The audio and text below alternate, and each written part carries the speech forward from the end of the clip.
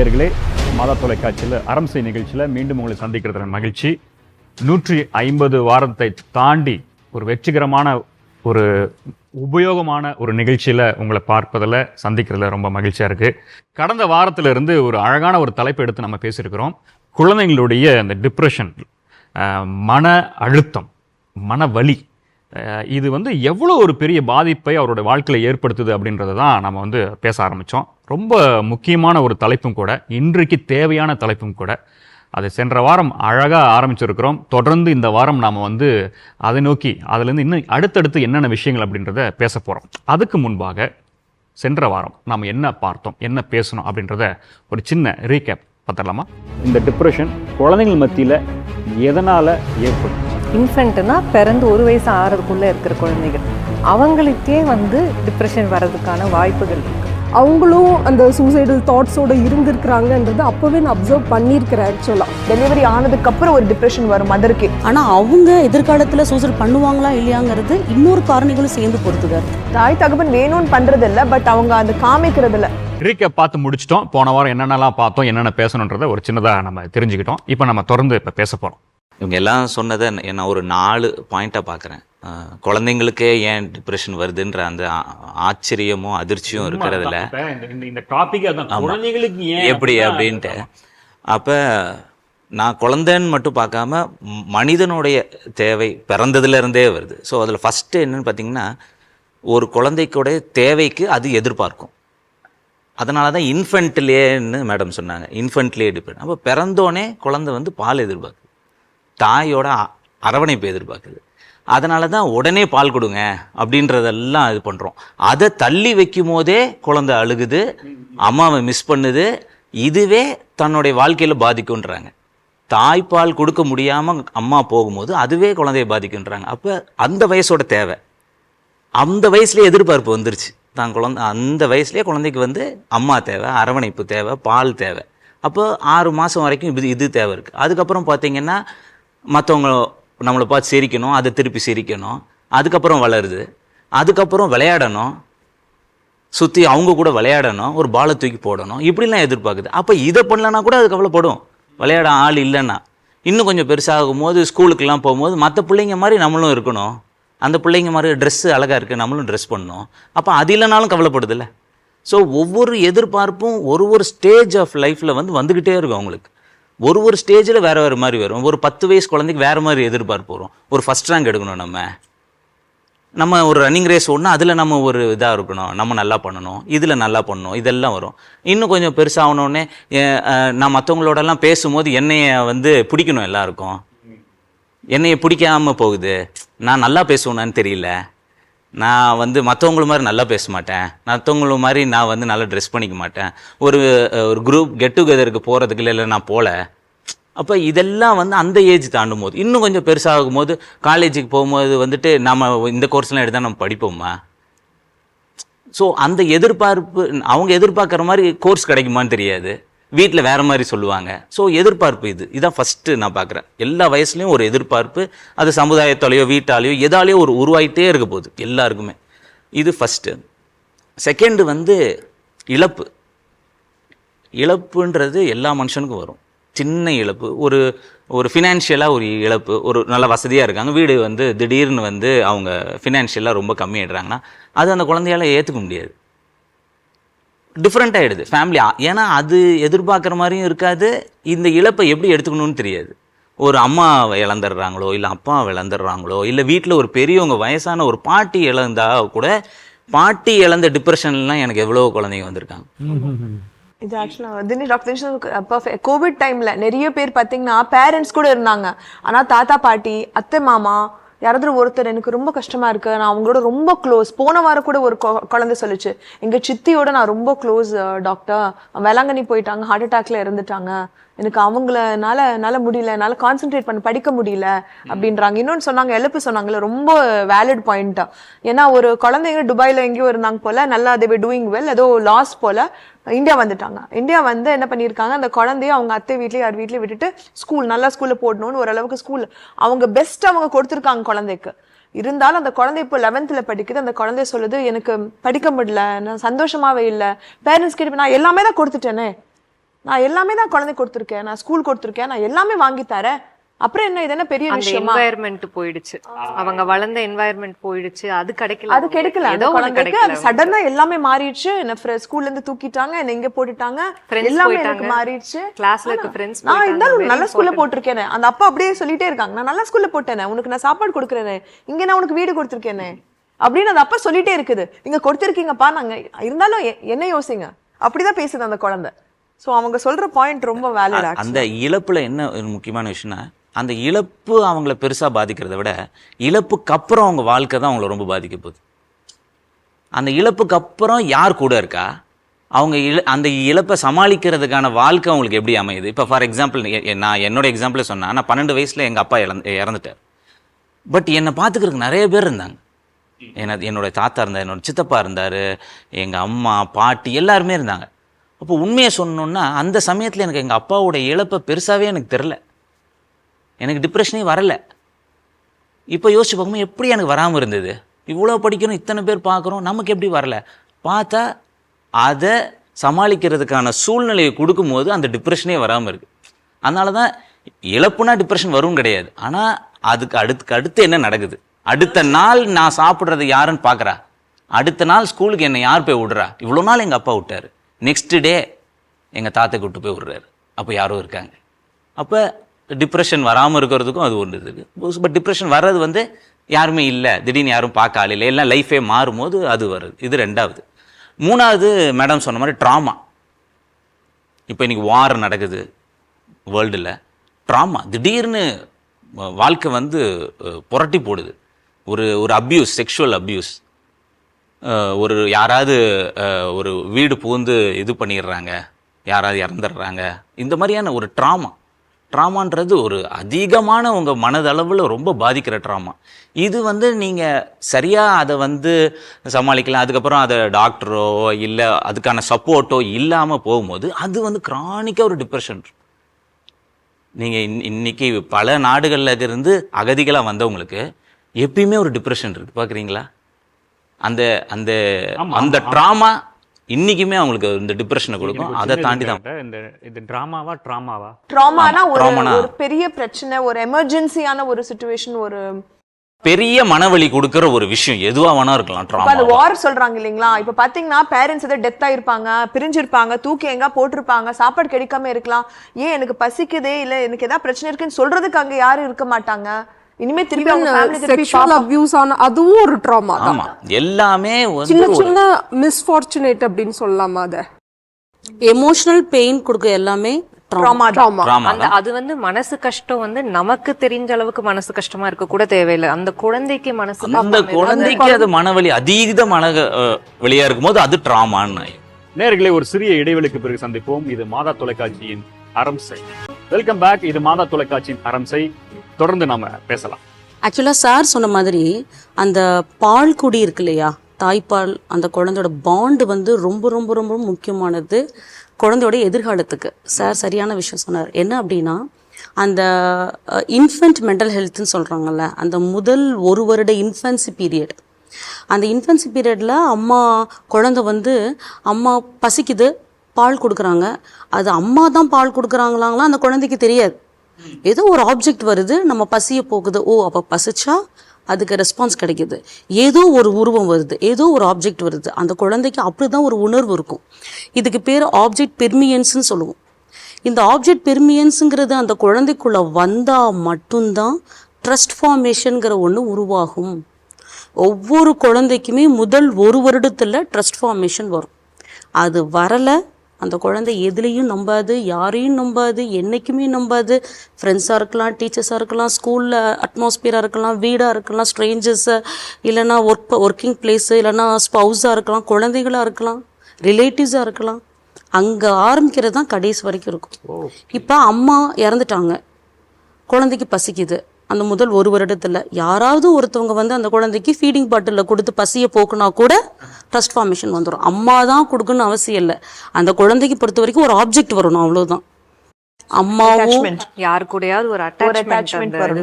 அம்மாவும் கொடுக்கல, சொந்தக்காரவங்களும் feeding bottle மூலமாக அந்த குழந்தை பசியை ஆற்றலைன்னா கடைசி வரைக்கும் ட்ரஸ்ட் ஃபார்மேஷன் வராது. ஸோ ரொம்ப முக்கியமான பாயிண்ட் அது. ஆக்சுவலாக நர்ச்சர் அவர் சொல்கிற பாயிண்ட் அதுதான். நம்ம நர்ச்சர் நம்ம நேச்சர் வர்சஸ் நர்ச்சர்ன்னு சொல்லுவோம். நான் இது அடிக்கடி சொல்லியிருக்கேன். நேச்சர்னா பயாலஜிக்கலாக என்ன வருதோ நம்ம எப்படி பிறந்திருக்கோமோ, பட் அது கண்டிப்பாக மாறலாம். எப்படி யார் குழந்தைங்களை பார்த்துக்கிறாங்களோ, நம்ம எப்படி அந்த எக்ஸ்பீரியன்ஸ் கொடுக்குறோமோ, அந்த நர்ச்சர் அப்படிங்கிறது ரொம்ப ரொம்ப முக்கியமான ஒரு விஷயம் மென்டல் ஹெல்த் பொறுத்த அளவுக்கு.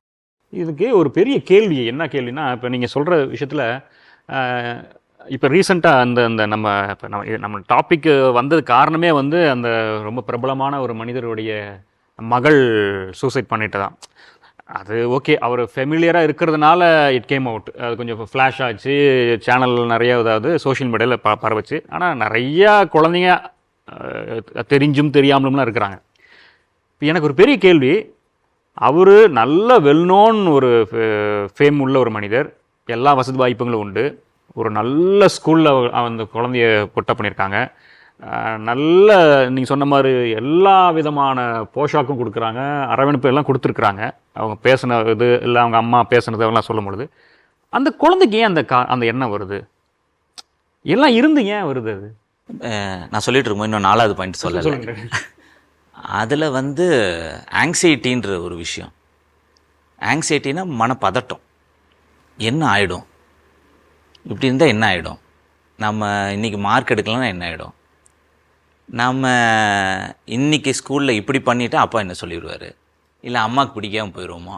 அவங்களே வந்து ஒரு எக்ஸ்பெக்டேஷன் லெவல் அவங்களே ஃபிக்ஸ் பண்ணிக்கிறாங்க. இது அவங்களா ஃபிக்ஸ் பண்ணிக்கிறாங்க. பேரண்ட்ஸ் எல்லாம் எதிர்பார்க்க மாட்டாங்க. ஈவன் டீச்சர்ஸ் பேரண்ட்ஸ் எதிர்பார்க்குறாங்களா இல்லையான்றதெல்லாம் இல்லை. எதிர்பார்க்கலாம், இல்லை எதிர்பார்க்கலன்னு சொல்லிட்டு கண்ணாலேயே எதிர்பார்க்கலாம். நம்ம சொல்லுவாங்க, சரி என்ன மார்க் எடுத்தாலும் பரவாயில்லப்பா அப்படின்னு சொல்லிட்டு, சரிப்பா அப்படின்னு சொல்லிட்டாலும் முடிஞ்சு போச்சு. குழந்தைக்கு வார்த்தையே தேவையில்லை. ஸோ குழந்தை வந்து அம்மா இதான் எதிர்பார்க்குதோ இல்லை அப்பா இதான் எதிர்பார்க்குறாங்கன்றதெல்லாம் அப்பா உட்காந்து சொல்ல தேவையில்லை. டே டு டே லைஃப்பில் அவங்க என்ன பேசுகிறாங்க, என்ன முக்கியம்னு பேசுகிறாங்க. அப்பா வந்து நைட்டு தான் வருவார், என்ன இன்றைக்கி எதோ மார்க் வந்துச்சுன்னு, என்ன நல்ல மார்க் எடுத்தானான்னு கேட்டுட்டு மட்டும்தான் தூங்க போகிறாரு. அப்போ அந்த குழந்தைக்கு தெரிய போகுது, அப்பாவை பொறுத்த வரைக்கும் நான் நல்லா படிக்கணுன்றது தெரியும். அவர் குழந்தைகிட்ட பேசக்கூட தேவையில்லை, அது எதுவுமே சொல்ல தேவையில்லை. ஸோ குழந்தைக்கு தானாகவே தெரியும் இந்த சமுதாயம் என்ன எதிர்பார்க்குது, தான் அப்பா அம்மா என்ன எதிர்பார்க்குறாங்கன்றது அதுக்கு ஃபஸ்ட்டு. இந்த உலகமே என்ன எதிர்பார்க்குன்றதுக்கெலாம் கூட கிடையாது, தான் அப்பா அம்மா என்ன எதிர்பார்க்குறாங்க. அப்போ அது முடியுமா முடியாதா, இதுக்கு அந்த கான்ஃபிடென்ஸ் வளர்றது, இது எல்லாமே குழந்தை பருவத்திலேருந்தே வளருது. தன்னை பற்றியான செல்ஃப் எஸ்டீம், சுயமாக அவங்களே அவங்கள பற்றி என்னவா நினச்சிக்கிறாங்க, எப்படி ஒரு தராசில் அவங்களே போட்டுக்கிறாங்க. நான் குட்டுன்னு நினைக்கிறாங்களா, இல்லை நான் என்ன பண்ணுவேன் என்னால் அவ்வளோலாம் பண்ண முடியாதுன்னு நினைக்கிறாங்களா. சில குழந்தைங்க நீங்கள் குழந்தைங்களே பார்த்தா சரி தெரியும். சில குழந்தைங்க டக்குன்னு நான் இல்லை நான் பண்ணுறேன்னு வந்துடுவாங்க. சில குழந்தைங்க இல்லை எனக்கு இதெல்லாம் தெரியாது அப்படின்ட்டுருவாங்க ஃபஸ்ட்டு எடுத்தோடனே. அது காரணம் அவங்களுடைய செல்ஃப் எஸ்டீம் அதுவே சின்னதுலேருந்தே வளருது, அப்பா அம்மா கிட்டேருந்தே அது வளர்ந்துட்டுருக்கு. அப்போ அந்த சமயத்தில் இந்த மாதிரி செல்ஃப் எஸ்டீம் கம்மியாக இருக்கும் போது டவுட் வரும் அவங்களுக்கு, என்னால் இது முடியுமோ முடியாதோ, இந்த மாதிரி பதட்டம் இதெல்லாம் இருந்துகிட்ருக்கும். ஸோ இதெல்லாம் இன்க்ரீஸ் ஆகிட்டே இருக்கும். இதெல்லாம் வந்து இப்போ நான் இதுக்கு முன்னாடி சொல்லும்போது ஒரு எக்ஸாம்பிள் சொன்னேன். 22 வயசு பையன், அவங்க பாட்டி இறந்துட்டாங்கன்னு சொன்னேன். ஏன் அந்த எக்ஸாம்பிள் எனக்கு எப்பயுமே ஞாபகம் வரும்னா, நான் அந்த பையன் வந்தக்கப்புறம் நான் சொன்னேன், நீ தான் என்கிட்ட முதல் வாட்டி வந்திருக்க, ஆனால் நீ இதுக்கப்புறம் நீ வரவே தேவை இருக்காதுன்னு தான் சொன்னேன். ஏன்னா அந்த பாட்டி மட்டும் அந்த பையனை வளர்த்துருக்காங்க. ஏன்னா அவங்க அப்பா அம்மா ஆக்சிடெண்ட்டில் அந்த பையன் 6 மாதம் இருக்கும்போது இறந்துட்டாங்க. ஒரே ஒரு பாட்டி அந்த பையனை வந்து 22 வருஷம் வளர்த்துருக்காங்க. அந்த பாண்டிங், பாட்டி எதுவும் படிக்கலை, ஒன்றும் பண்ணல, வெறும் அன்பு. பேரனுக்கு என்ன தேவைன்றத பார்த்து கொடுத்துருக்காங்க. அவன் வளர்றத அவனை மரியாதை கொடுத்து, அவனுக்கு அன்பு கொடுத்து, அவன் தேவையானதெல்லாம் கொடுத்துருக்காங்க. ஒரு சாதாரண ஓட்டு வீட்டில் தான் வளர்ந்துருக்காங்க அவங்க. இது எல்லாம் பண்ணி அவன் ஒரு பெரிய ஆளாக வளர்ந்துருக்கான். சமுதாயத்தில் எல்லாரோடையும் பழகிற மாதிரி அவங்க பாட்டி. ஏன்னா பாட்டிக்கு சுற்றி நல்ல சமுதாயத்தில் நல்ல ஒரு பேர் இருக்குது, அவங்களோட நல்லா பழகுறாங்க. அப்போ இவனும் பழகுறான். பாட்டி யாரோடையுமே பேசாமல் இருந்தாங்கன்னா இவன் மட்டும் வளர்ந்துட்டு இருப்பான். அப்போ சுற்றி இருக்கிற சொந்தவங்க எல்லாம் நல்லா பழகுறான், எல்லாருக்கும் இவன் ஹெல்ப் பண்ணுறான், இவங்களுக்கு எல்லாம் ஹெல்ப் பண்ணி எல்லாரும் சேர்ந்து இவனை படிக்க வைக்கிறாங்க. இப்படியெல்லாம் வளர்ந்து வரும்போது இவனுக்கு வந்து தன்னை பற்றியான கருத்து நல்லா இருக்குது, தன்னை பற்றியான செல்ஃப் எஸ்டீம் வந்து என்னால் எதுவும் முடியும், நான் என் வீடு கட்டி நான் எங்கள் பாட்டியை உட்கார வைக்க போகிறேன், நான் வீடை கட்டிக்கிட்டு இருக்கிறதுக்காக வேலை பார்த்துட்டு இருந்தேன், எங்கள் பாட்டி இறந்துட்டாங்கன்றான். அப்போ நான் எதுக்காக அவனுக்கு திரும்பி அவன் என்கிட்ட வரமாட்டான்னு சொன்னேன்னா, எல்லா வாழ்க்கைக்கு தேவையான எல்லாத்தையும் அவங்க பாட்டி கொடுத்துட்டாங்க. இந்த கவலையையும் தாண்டி வர்றதுக்கான மனப்பக்குவத்தையும் அவங்க பாட்டி கொடுத்துட்டாங்க. அதனால நீ வரப்போறது இல்லை என்கிட்ட. ஆனால் டிப்ரெஷன் வரும். இப்போ அது பேர் ரியாக்டிவ் டிப்ரெஷன் சொல்லுவாங்க. இவ்வளோ பெரிய இழப்பு வந்துதான் ஆகணும். அவன் தான் மனுஷன். ஸோ அவன் மனுஷனா அவனுக்கு அந்த கவலை வந்துருச்சு. பட் அது வந்தாலும் அதை தாண்டி அவன் பண்ணி அவன் பாட்டி ஞாபகமாக அவன் வாழ்க்கையில் என்னென்னமோ பண்ணிகிட்டு இருக்க போகிறான். எப்பயும் பாட்டி ஞாபகம் வச்சு. ஸோ அதுதான் அந்த 4th பாயிண்ட். நேயர்களே, ஒரு சிறிய இடைவெளிக்கு பிறகு சந்திப்போம். இது மாதா தொலைக்காட்சியின் அரம்சை. Welcome back. இது மாதா தொலைக்காட்சியின் அரம்சை. தொடர்ந்து நாம பேசலாம். நீங்க சொன்னீங்க இல்லையா, இவ்வளவும் நாங்க கொடுத்தோம், ஏன் அந்த குழந்தைங்க வந்து தற்கொலை பண்றாங்க அப்படின்னா, இதையும் தாண்டி அந்த குழந்தைக்கு சைக்காலஜிக்கல்னு சொல்லி ஒன்று இருக்கும். சைக்காலஜிக்கல் ஃபேக்டரும் தான் காரணம். பயாலஜிக்கல் பேசணும், சோஷியல் பேசிகிட்டு இருக்கோம். அந்த சோஷியலில் வந்து சப்ஸ்டன்ஸ் அப்யூஸ். 4ஆம் கிளாஸ் படிக்கிற குழந்தை கனாபிஸ் போட்டுட்டு கஞ்சா போட்டுட்டு உட்காந்துருக்கு கிளாஸில். எப்படிப்பா உனக்கு இது கிடச்சிது? எங்கள் வீட்டுக்கு பக்கத்தில் இழுப்பாங்க, அதை பார்த்துட்டு மீதி இருந்ததை பார்த்துட்டு அதை எடுத்து நானும் செஞ்சு பழகிட்டேன். ஸோ ஒரு 4ஆம் கிளாஸ் படிக்கிற குழந்தைக்கு கஞ்சா கிடைக்கிது, சப்ஸ்டன்ஸ் அப்யூஸ் ஆகுதுன்னா அதுவும் ஒரு காரணியாக இருக்குது தற்கொலை பண்ணுறதுக்கு. ஸோ இதையும் தாண்டி சைக்காலஜிக்கலாக ஒரு குழந்தை எல்லாமே கிடைக்கிது குழந்தைக்கு, ஆனால் என் குழந்தை வந்து தற்கொலைக்கு போகுது அப்படின்னா அந்த குழந்தைக்குன்னு ஒரு தனிப்பட்ட விதம் இருக்குது. ஒன்று அதோடைய வேல்யூஸாக இருக்கலாம். ஒவ்வொரு குழந்தைங்களுக்கும் ஒவ்வொரு ஒவ்வொருத்தவங்களும் ஒவ்வொரு பர்சனாலிட்டியில் தான் பிறக்கிறோம். ஒவ்வொரு குழந்தைங்களுக்கும் குட் வேல்யூஸ் பேட் வேல்யூஸ் இருக்கும். எல்லாமே குட்டாக எந்த குழந்தையும் இருக்க முடியாது. எல்லா குழந்தைகளும் குட் வேல்யூஸ் பேட் வேல்யூஸ் அப்படி இருந்தால் தான் அது குழந்தை. ரெண்டும் கலந்தது தான் மனுஷங்க. ஸோ ஒவ்வொரு குழந்தையோட குட் வேல்யூஸ் பேட் வேல்யூஸை பொறுத்தும் ஒவ்வொரு குழந்தையோட பிலீஃப் சிஸ்டம், அந்த குழந்தை எதை நம்புது. இப்போ மேம் சொன்னாங்க இல்லையா, நான் இப்படி எடுத்துகிட்டு போகிறேனே, மார்க் எடுத்துகிட்டு போனால் வீட்டில் ஏற்றுக்குவாங்களா இல்லையா? சார் சொன்னார், ஏற்றுக்குவாங்களா. ஸோ குழந்தையா ஒன்று நினச்சி வச்சுருக்குது, இப்படி இருந்தால் தான் நம்மளுக்கு நல்ல பேர் கிடைக்கும், நம்மளுக்கு அன்பு கிடைக்கும், ஒபீடியண்ட்டாக இருந்தால் தான் அன்பு கிடைக்கும், பர்ஃபெக்டாக இருந்தால் தான் அன்பு கிடைக்கும், நல்ல மார்க் எடுத்தால் தான் அப்பா அம்மா கிட்ட அன்பு கிடைக்கும். இதுவாக ஒரு பிலீஃப் சிஸ்டம் வச்சுக்கும். ஸோ ஒவ்வொரு குழந்தையோட வேல்யூஸ், ஒவ்வொரு குழந்தையோட பிலீஃப் சிஸ்டம், ஒவ்வொரு குழந்தையோட பார்வைகள், பர்செப்ஷன், ஒவ்வொருத்தவங்களுடைய பார்வை ஒன்றா இருக்கும். உதாரணத்துக்கு ஒருத்தவங்க அடிபட்டு விழுந்திருக்காங்கன்னா ஒருத்தவங்க என்ன யோசிப்போம், ஐயோ அடிபட்டுருக்காங்களே அப்படின்னு அதை பற்றி எமோஷனலாக யோசிச்சுட்டு இருப்போம். இன்னொருத்தவங்க என்ன பண்ணுவோம், ஐயோ உடனே இப்போ அவங்களுக்கு ஹெல்ப் பண்ணணுன்ட்டு போய் யோசிப்போம், ஆனால் ஹெல்ப் பண்ணுறதுக்கு யாராவது வருவாங்களான்னு பார்ப்போம். இன்னொருத்தவங்க என்ன பண்ணுவாங்க, எதையும் யோசிக்க மாட்டாங்க, உடனே போய் ஹெல்ப் பண்ணிடுவாங்க. 3 பேருமே ஃபீல் பண்ணுறோம், ஒரே ஃபீலிங், ஒரே எமோஷன், ஐயோ அவங்க பரிதாபப்படுறோம். பட் அது இன்டெலிஜென்ட்டாக ஒருத்தவங்க ஆக்ட் பண்ணுறாங்கல்ல, அதுதான் அங்கே யூஸ் ஆகுது. ஸோ ஒவ்வொருத்தவங்களுடைய பர்செப்ஷன் வேரி ஆகும். ஸோ ஒவ்வொரு குழந்தையும் அவங்களுடைய வேல்யூஸ், பிலீஃப் சிஸ்டம், அவங்களுடைய பர்செப்ஷன், இது இல்லாமல் அவங்களுடைய பர்சனாலிட்டி, இது 4ம் கலந்தது தான் ஒரு குழந்தை. நான் அப்படிங்கிறது இது 4ம், இது எல்லாம் கலந்தது தான்.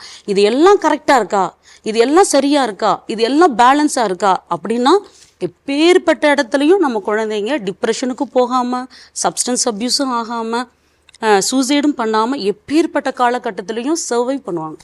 அதுதான் கோர் நாங்க சொல்றோம். It's like a core. ஒரு வீடு கட்டும் போது நம்ம ஒரு ஃபவுண்டேஷன் போடுறோம் இல்லைங்களா, அதுதான் உங்களோட கோர். அது எல்லா ஆஸ்பெக்ட்ஸ்ல இருந்து வரும். ஸோ அந்த கோர் தான். அன்ஃபார்ச்சுனேட்டா என்ன ஆயிருதுன்னா, இப்போ இந்த மாதிரி ஒரு சுச்சுவேஷன் நடக்கும்போது நிறைய டைம் பிளேம் கேம் தான் நடக்கும். யாரையாவது பிளேம் பண்றாங்க, ஒன்று பேரண்ட்டை பிளேம் பண்றாங்க, இல்லை சைல்டையே பிளேம் பண்றாங்க, இல்லை சொசைட்டியை பிளேம் பண்றாங்க. நம்ம பிளேம்லேயே நிறைய ஃபோக்கஸ் பண்றதுனால ப்ரிவென்ஷன், இதை தவிர்க்கிறதுக்கு எந்த மாதிரி ஒரு என்வாயர்மெண்ட் கொடுக்கணுன்றதுல ஃபோக்கஸ் கம்மியாயிடுது. அண்ட் இன்னொன்று, பேரண்டிங்கே ரொம்ப ஸ்ட்ரெஸ்ஃபுல் ஆயிடுது. இப்போ நம்ம இவ்வளோ சொல்லும் போது, அப்போ நீங்கள் கூட கேட்டீங்கல்ல, அப்போ பேரண்ட் அவங்க என்ன பண்ணாங்க, எல்லாமே கொடுத்தாங்களே அப்படின்ட்டு. பேரண்ட்டுக்கு இது எவ்வளோ ஒரு ஸ்ட்ரெஸ்ன்னு யோசிச்சு பாருங்க. நாளைக்கு நம்ம ஒரு குழந்தைய வளர்க்குறோம், ஒரு ஃப்ரீயாக வளர்க்க முடியலையே, எல்லாத்தையும் நம்ம பண்ணி வளர்க்க முடியலையே, நாளைக்கு இவங்க ரியாக்ட் பண்ணுறதை வந்து நம்ம ஜட்ஜ் பண்ணுவாங்களோ, நம்மளை தானே பார்க்க போகிறாங்க, சொல்ல போகிறாங்க அப்படின்றது அவங்களுக்கே ஒரு கஷ்டமான விஷயம்தான். அண்ட் இன்னைக்கு சிச்சுவேஷன், சொசைட்டி யோசிச்சு பாருங்க. ஜாயிண்ட் ஃபேமிலி சிஸ்டம் இருக்கும்போது சப்போர்ட் சிஸ்டம் எவ்வளோ பேர் உங்க ஒரு வீட்டை ஹெல்ப் பண்ணாங்க.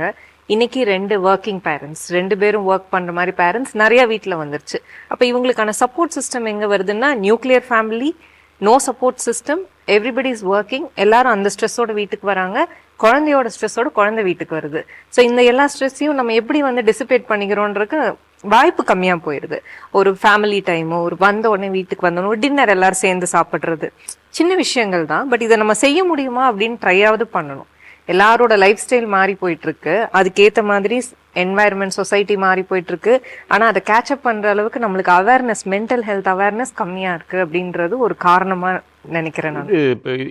ரீசெண்ட் டைம், அது ஒரு 10 வருஷத்துக்கு முன்னாடி தான் இந்த மாதிரியான விஷயங்கள் பேச ஆரம்பிச்சிருக்கிறோம்.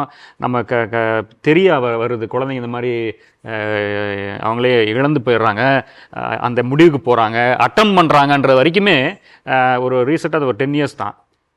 நாமெல்லாம் வளர்ந்தப்பெல்லாம் ஏதாவது இருந்திருக்குமா, இல்லை எப்படி நம்ம பேரண்ட்ஸ் அவங்கள எப்படி நம்ம டேக்கிள் I have this ஆக்சுவலாக வேர்ல்டு ஹெல்த் ஆர்கனைசேஷன் WHO என்ன சொல்லியிருக்காங்கன்னா, 2020 உலகத்தை உழுக்கக்கூடிய நோய் பட்டியலில் முதல் இடத்துல வரக்கூடியது இதய நோய், 2வது இடத்துல வரக்கூடியது மனநோய். ஆனால் 2030 முதல் இடத்துல வரக்கூடியது மனநோய் அப்படின்னு எப்போவோ அறிவிச்சிட்டாங்க. இப்படி இம்ப்ளிமெண்டேஷன் பண்ணுறாங்க, முன்கூட்டியே அறிவிச்சு 2030 டிப்ரெஷன் உலகத்தை ஆட்டக்கூடாது, ஆட்டி படைச்சிடக்கூடாதுங்கிறதுக்காக தான் முன்கூட்டியே ஒவ்வொரு நாட்டிலையும் கண்ட்ரி வைஸாக, ஸ்டேட் வைஸாக, டிஸ்ட்ரிக்ட் வைஸாக, இப்படி டிஸ்ட்ரிக்ட் மென்டல் ஹெல்த் ப்ரோக்ராம் நாங்கள் ஒர்க் பண்ணுறோம் இல்லையா, இப்படி ஒரு திட்டத்தை உருவாக்குறாங்க, வருமுன் காப்போம் அப்படின்னு. ஸோ இது முன்னாடியே ஆரம்பிச்சாச்சு, பல வருட காலமாக இதுக்கான முயற்சிகளை போட்டுக்கிட்டு இருக்கோம். நம்மளுக்கு தெரியாது, நம்ம நிறையா ஸ்கூல்ஸ் காலேஜஸ்லாம் இந்த டிஸ்ட்ரிக்ட் மென்டல் ஹெல்த் ப்ரோக்ராம் இயங்கிட்டு இருக்கு. தடுக்கிறதுக்காக நிறைய மாற்றங்களும் இருக்குது, நல்ல மாற்றங்களும் வந்துட்டுருக்கு. அடலசன்ட் ப்ரெக்னன்சிஸி குறைஞ்சிருக்கு. இன்டாக்சிகேட்டட் ஸ்டேட்டில் ஒரு குழந்தை கஞ்சா போட்டுட்டோ, ட்ரக் அடிக்ட் பண்ணிட்டோ, ஆல்கஹால் எடுத்துகிட்டோ இப்போ உட்கார சூழ்நிலைகள் மாறி இருக்குது. ஸோ மாற்றங்களும் வருது. அதே நேரத்தில் இன்னமும் மாற்றங்கள் வரணும். இன்னும் நிறைய அவேர்னஸ் இன்னும் நிறைய இடத்துல கிடைக்காம இருக்குது. மெயினாக பேரண்ட்ஸ் தான் இதுக்கு இதாக சப்போர்ட்டிவாக இருக்கணும். ஏன்னா பேரண்ட்ஸ் வளர்க்குற விதங்களும் இருக்குது. ஒரு சில பேரண்ட் பார்த்திங்கன்னா ரொம்ப ஜாலியாக வளர்ப்பாங்க, ரொம்ப லீனியண்ட்டாக, நீ என்ன வேணும் செய்யடா கண்ணு, நான் பார்த்துக்கேன், அப்பா இருக்கிறேன் அப்படிங்கிற மாதிரி ஒரு நம்பிக்கையை சிறு குழந்தையிலேருந்தே கொடுத்துறதுனால இந்த குழந்தைங்க என்ன பண்ணுறாங்க, என்ன வேணாலும் பண்ணலாம், ரிஸ்க் டேக்கிங் பிஹேவியர். என்ன பண்ணலாம், எங்கள் அப்பா இருக்கார், ஓடா பரவாயில்ல வாடா, உடச்சிட்ட பரவாயில்ல, எங்கள் அப்பா பார்த்துக்கு வரடா. ஸோ இப்படி ஒரு குழந்தைக்கு அப்பா இருக்காரு, அம்மா இருக்காங்க, எல்லாம் பார்த்துக்குவாங்கங்கிற மனநிலையை ஏற்படுத்தி விட்டாலும் அதுவும் ஆபத்தில் போய் முடியுது. அப்போ அந்த குழந்தைங்க ரிஸ்க் டேக்கிங் பிஹேவியர் இருக்கும், சப்ஸ்டன்ஸ்லாம் எடுப்பாங்க, யார் வேணாலும் என்ன வேணாலும் செய்வாங்க ஆல்கஹால் எடுத்துகிட்டு. ஸோ இப்போ அடுத்து சில பேரண்ட் கண்டுக்கவே மாட்டாங்க, நெக்லெக்ட் பேரண்டிங். குழந்தை வருதும் கண்டுக்காமல் இருப்பாங்க, எனக்கு வேலை இருக்குது, நீ அப்புறம் பேசு, இல்லைம்மா அது ஒன்று மட்டும் சொல்கிறேன், இதுக்கு டவுட் இருக்குது, எனக்கு சொல்லிக் கொடுக்குறீங்களா. ஒரு சின்ன குழந்தைக்கு நம்பிக்கை, நம்ம என்ன கேட்டாலும் அப்பா அம்மா செய்ய மாட்டேங்கிறாங்க. எப்போ பார்த்தாலும் பிஸின்னு சொல்லிட்டு இருக்காங்க. அப்பா ஒர்க் ஃப்ரம் ஹோமாக இருப்பார், அம்மா பிஸி ஷெடியூலில் இருப்பாங்க. அந்த குழந்தை யார்கிட்ட கேட்குறது? மேடம் சொன்னாங்க, அந்த நியூக்ளியர் ஃபேமிலி மாடல்லாம் இருந்தால் கிராண்ட் பேரண்ட்ஸும் இருக்க மாட்டாங்க. அப்போ அந்த குழந்தை ரொம்ப சஃபர் ஆகும். இப்போ அவங்க சொன்ன மாதிரி கிராண்ட் பேரண்ட்ஸோட ஒரு குழந்தை வளருதுன்னு வச்சுக்கோங்களேன். அப்போ அப்பா அம்மாவோட அந்த பொசிஷனை இவங்க எடுத்துக்குவாங்க. அந்த குழந்தை யாராவது ஒரு ஆள்கிட்ட போய் தெரிவித்து கவலைப்படாமல் அதை மேனேஜ் பண்ணிக்கும். ஸோ அந்த மாதிரி ஒரு நெக்லெக்ட் பேரண்டிங், கண்டுக்காமல் போகிறது. நமக்கும் நம்ம கூட பிறந்தவங்களுக்கு பிரச்சனை இருந்தாலும் நம்மளுக்கும் நம்ம கூட பிறந்தவங்களுக்கு பிரச்சனைகள் இருக்கலாம், நம்மளுக்கும் இன்லாஸ்க்கும் பிரச்சனைகள் இருக்கலாம். அதை கொண்டு குழந்தைகள்கிட்ட திணிக்கிறது, அவங்களுடைய அன்பு அது வேறு விதமாக போய்கிட்டு இருக்கும். என்னதான் இன்லாஸ் கூட பிரச்சனை இருந்தாலும், கூட பிறந்தவங்க பிரச்சனை இருந்தாலும், ஆனால் குழந்தைங்கள்ட்ட அவங்க அன்பாக இருப்பாங்க. நம்மளுடைய சுயநலத்தை, நம்மளுடைய சுய வெறுப்பை கொண்டு போய் குழந்தைங்கள்ட்ட சொல்லி அவங்களுடைய பாண்டை அப்படியே கட் பண்ணுறது பயங்கரமான ஒரு ட்ராமாவை கொடுக்குறோம் குழந்தைங்களுக்கு. சார் சொன்ன மாதிரி அது வாராவும் இருக்கலாம், வார் ட்ராமாவும் இருக்கலாம், டிசாஸ்டர் ட்ராமாவும் இருக்கலாம், இந்த மாதிரி ஃபேமிலி ட்ராமாவும் இருக்கலாம், சென்டிமெண்டல். இது எல்லாம் அந்த குழந்தைக்கு ஆன்சைட்டியை, டிபெண்டன்சியை வளர்ந்துருக்கும். சார் சொன்ன மாதிரி டிபெண்டன்சியை வளர்ந்துருக்கும். டிபெண்டன்சி போயிடுச்சு, எதிர்காலம் போயிடுச்சு. ரொம்ப பாண்டில் திடீர்னு அவங்க இல்லையா, இத்தனை நாள் அவங்க நினச்சி இப்போ அவங்க இல்லாத ஒரு உலகமா. பேரண்ட்ஸ் இப்படி பண்ணுறாங்க. நம்ம நல்லா தானே இருந்தாங்க பாட்டி நம்ம கூட, நல்லா தானே இருந்தாங்க தாத்தா நம்ம கூட, நல்லா தானே இருந்தார் மாமா நம்ம கூட, நம்மள அத்தை நல்லா தானே இருந்தாங்க. ஏன் நம்ம அம்மாவுக்கு அப்பாவுக்கு பிடிக்கலங்க நம்ம இப்படி அவங்க அந்த கிட்ஸ்லாம் எவ்வளோ ஜாலியாக இருந்தோம், நம்மலாம் எவ்வளோ ஜாலியாக விளாண்டுட்டு இருந்தோம். இப்போ இந்த குவார்ட்டர்லி லீவ் வருது, ஹாஃபர்லி லீவ் வருது, திரும்பி மீட் பண்ணுவோமா, அடுத்து அவங்களை என்றைக்கு தான் மீட் பண்ணுவோம், ஒரு ஃபங்க்ஷனில் மீட் பண்ணுவோமா, பேசாமல் போகிறாங்களே, ஆசை இருந்தும் பேசாமல், அவங்க அப்பா அம்மாக்காக பயந்துட்டு பேசாமல் போகிறாங்களே. இது எல்லாம் குழந்தைங்கள பாதிக்குது. ஸோ குழந்தைய தற்கொலை பண்ணுது. பெற்றோராகிய நாம் அந்த குழந்தைய தற்கொலை பண்ணாமல் வைக்கிறதுக்கு என்னென்ன வழிகள் செய்கிறோமோ அதை மாற்றிக்கணும். குழந்தைங்களுடைய மன அழுத்தத்தை, இந்த டிப்ரெஷன் லெவல், அதை எப்படி உருவாகுது, அதனுடைய காரணிகள் என்ன அப்படின்றதெல்லாம் ரொம்ப டீட்டெயில்டாக பேசிகிட்டு இருக்கிறோம். மருத்துவர்கள் ஒவ்வொருவருமே அவங்களுடைய அனுபவங்களிலிருந்து, பார்த்த செய்திகளிலிருந்து, தெரிந்த செய்திகளிலிருந்து, படித்ததிலிருந்து ஒவ்வொன்றையுமே அழகாக நம்மள்ட்ட சொல்லிட்டு இருக்கிறாங்க. நேயர்களே, தொடர்ந்து வரும் வாரங்களில் இன்னும் அதிகமாக நமது குழந்தைங்களுடைய வாழ்க்கை நல்ல முறையில் அமைத்துக் கொள்வதற்கு இந்த மன அழுத்தம் எவ்வளோ பெரிய முக்கிய பங்கு வகிக்குதுன்றதை நம்ம பார்க்க போகிறோம். இதை நம்ம சாதாரணமாக கடந்து போனோம்னா அது நம்மளோட குழந்தையுடைய வாழ்க்கையே கேள்விக்குறியாக்கிடும். அந்த அளவில் நாம் இந்த நிகழ்ச்சியை ரொம்ப கவனமாக பார்க்க வேண்டிய கட்டாயத்தில் இருக்கிறோம். தொடர்ந்து நாம் வரும் வாரங்களில் இன்னும் அதிகமாக பேசலாம். நேயர்களே, இது கோவை ஜீவஜோதி கலை தொடர்பகம் பெருமையுடன் வழங்கும் மாதா தொலைக்காட்சியின் அறம் செய். மீண்டும் அடுத்த வாரம் சந்திப்போம். நன்றி, வணக்கம்.